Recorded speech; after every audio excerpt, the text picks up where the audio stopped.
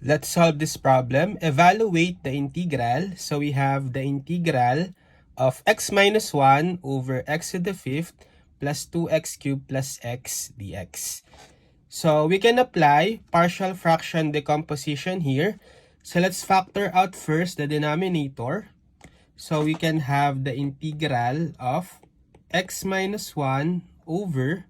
So if we factor out the denominator, let's apply first common monomial factoring. I can factor out the x, so we'll have x times quantity x raised to the fourth plus 2x squared plus 1.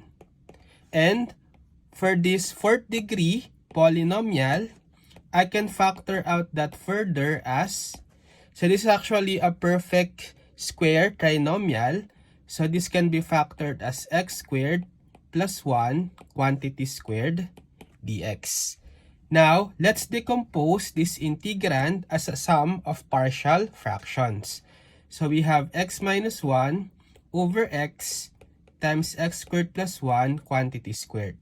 So this is actually the last case or the case 4 for partial fraction decomposition. That is, if we have a quadratic factor under the denominator which is repeating. This is repeating quadratic factor since we have an exponent of 2, right? So how do we write the form of sum of partial fractions when we include a quadratic factor that is repeating? So first, let's consider this linear factor. So we have over x, and since this is a linear factor, we just need to put a known constant variable on the numerator, let's say capital A. Next, let's consider the repeating quadratic factor. So let's just copy the quadratic factor x squared plus 1. Then start with the highest exponent of 2. And then on the numerator, since this is now a quadratic factor, the numerator will take a linear form that is bx plus c, where b and c is any constant. Then next, the pattern is that we just need to decrease the power by 1. So we just copy the same quadratic factor x squared plus 1 and then decrease the exponent of 2 by 1. So this will become 1. And then we need to put again another linear form on the numerator, let's say dx plus e. And once we reach the first degree of the quadratic factor, we can already stop here, and therefore this is the final form of the sum of partial fractions. Now the goal is to find the unknown variables capital A, B, C, D, and E in this equation. So we will multiply both sides of the equation by the LCD, which is always the denominator of the original integral, which is this x times x squared plus 1 quantity squared. So this is our LCD.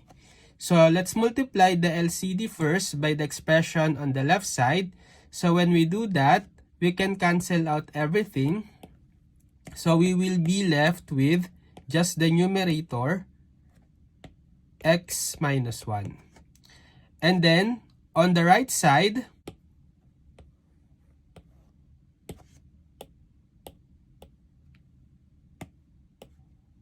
if we multiply a over x by this LCD, we can cancel out the x.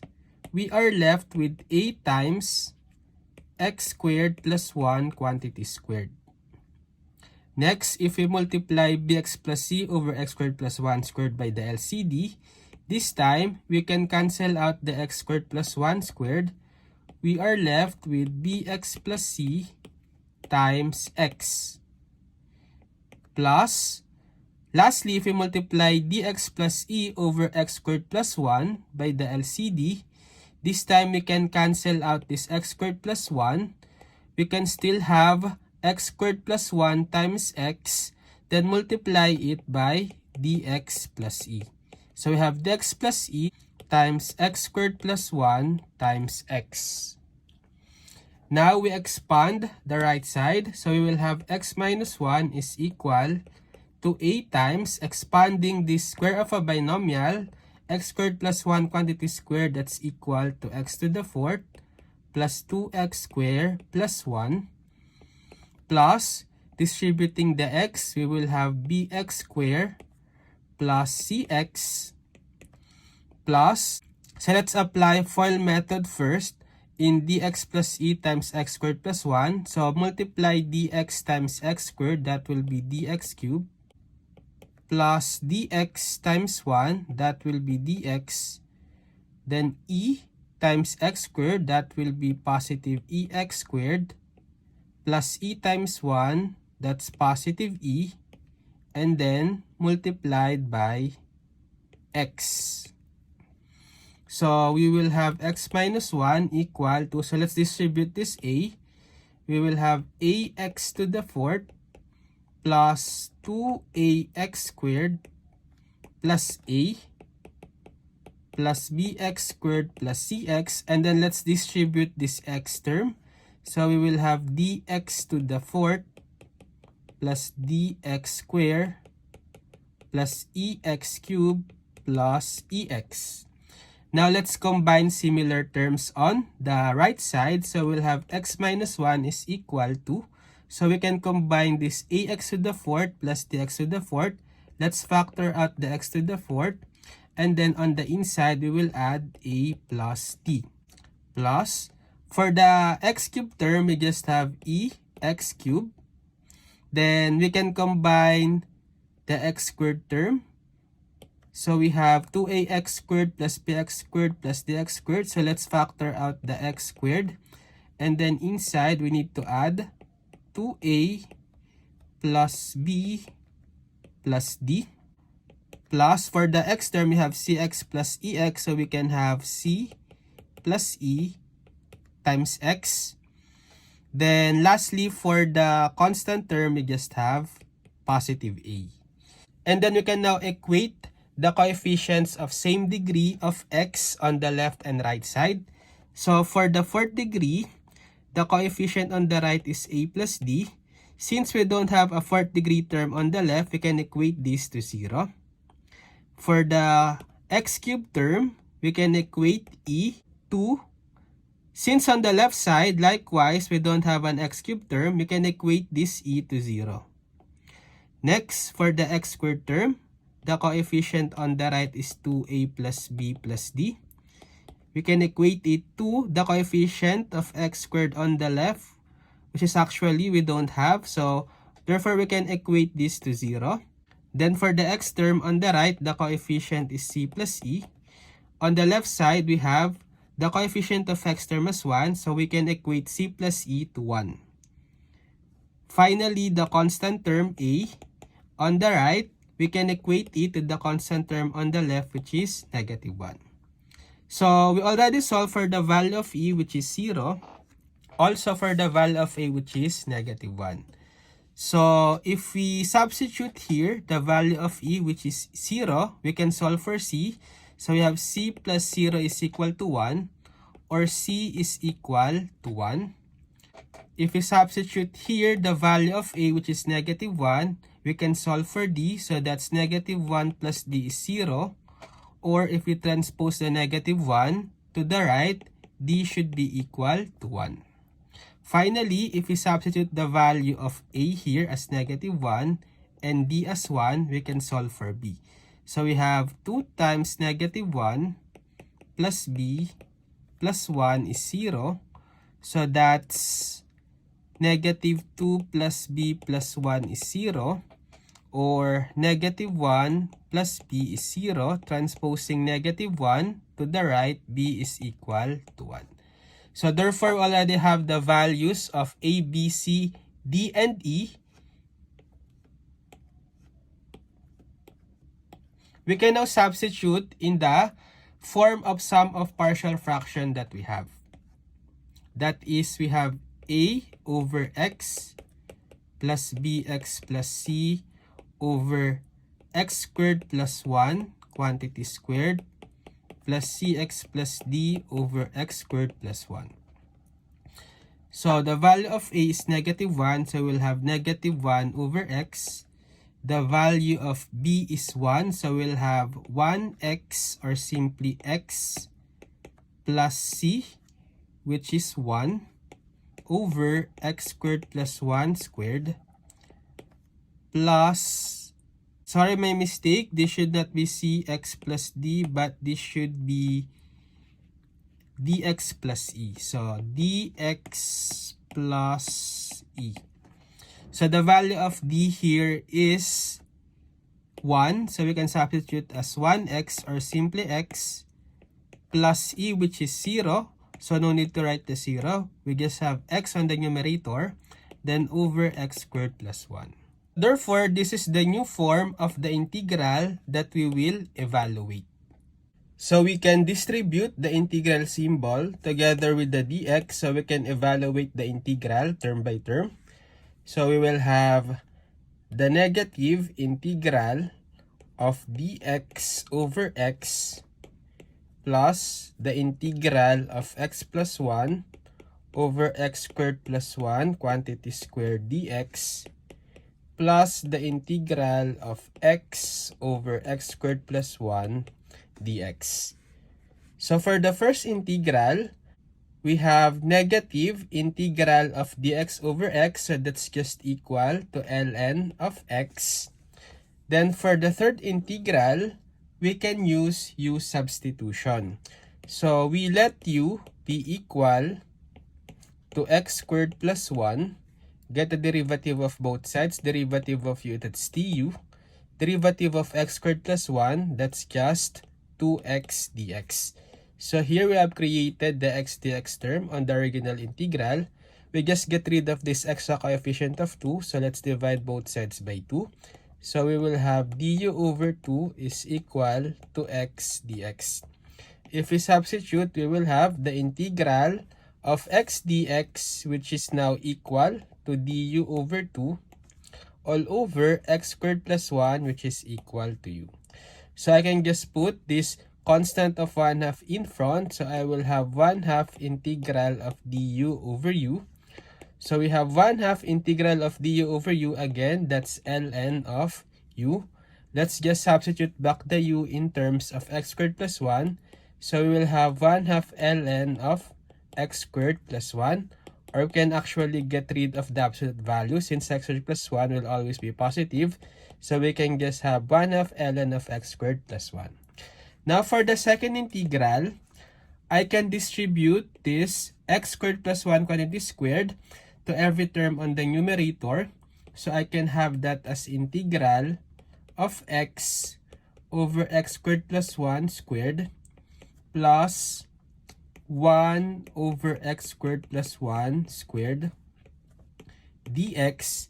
And then I distribute the integral symbol together with the dx. So I will have integral of x over x squared plus 1 squared dx plus the integral of 1 over x squared plus 1 squared dx.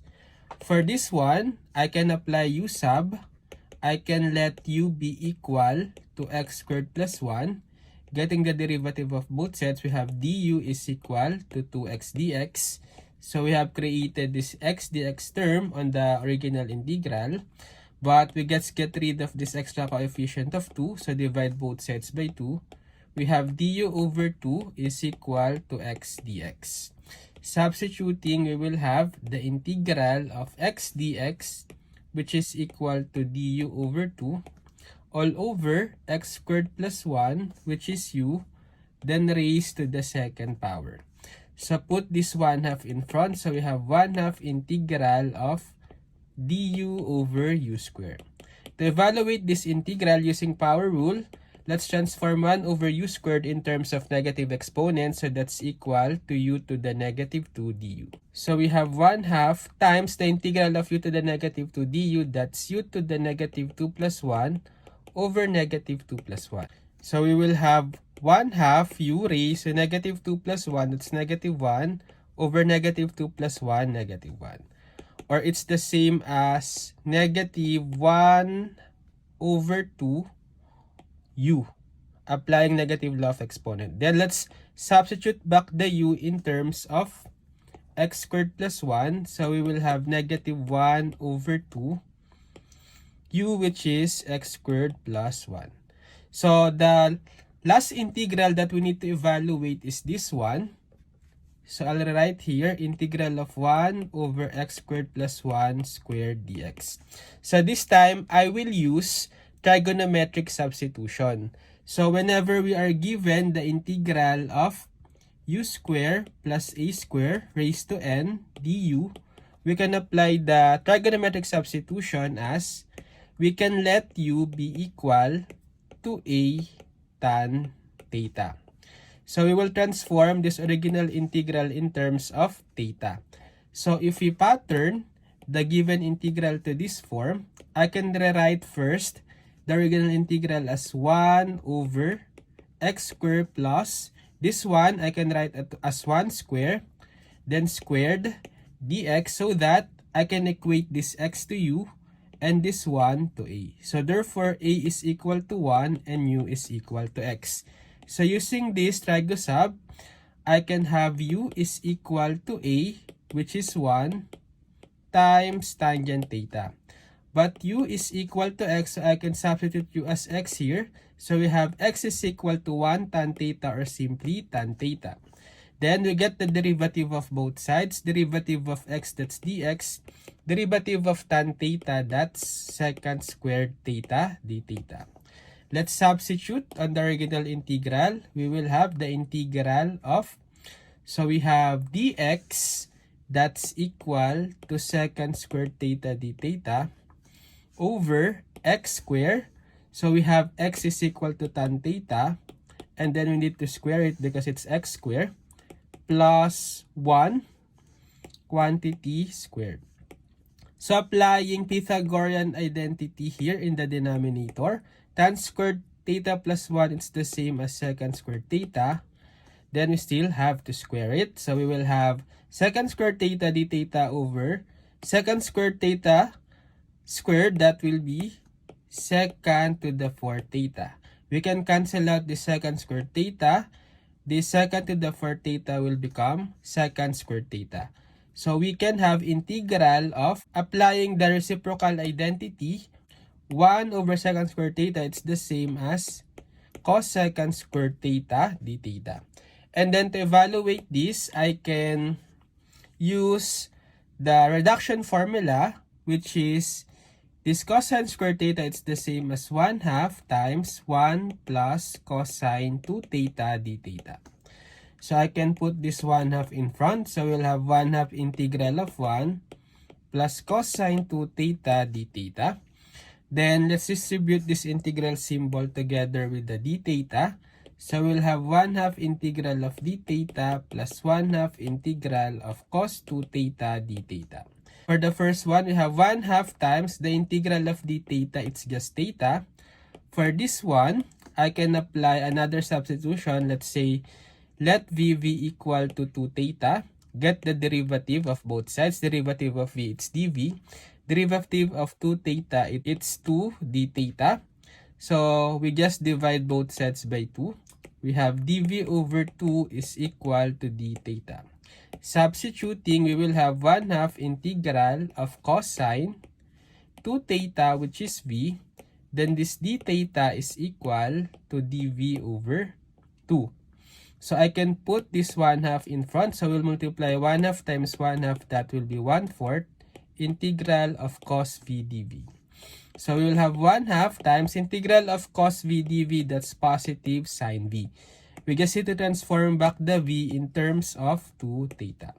So we have so far 1/2 theta plus 1/4 sine 2 theta.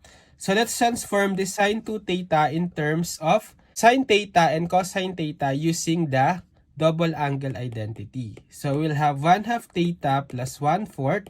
So sine 2 theta, it's the same as 2 sine theta cosine theta. So we'll have 1/2 theta plus, cancelling out the 2. So 4 becomes 2. So we are left with the 1/2 sine theta cos theta. So finally, we need to transform back these expressions in terms of theta in terms of the original variable x, right? So if we go back to the substitution, we have x is equal to tan theta, or x is equal to 1 tan theta. If I divide both sides by 1, we have x over 1 is equal to tan theta. And by definition, tan theta is equal to opposite over adjacent. If we draw a reference right triangle, let's say this is the theta. From this ratio, I can have the side opposite to theta as x, and I can have the side adjacent to theta as 1. So the side opposite to theta, which is this side, should be x, and the side adjacent to theta, which is this one, should be 1. And to get the hypotenuse of this right triangle, I can apply Pythagorean theorem. So the hypotenuse is equal to square root of x squared plus 1 squared, or simply x squared plus 1. So what we need to find is the theta, sine theta, and cosine theta. By the way, for the theta, it's just equal to arctan of x, right?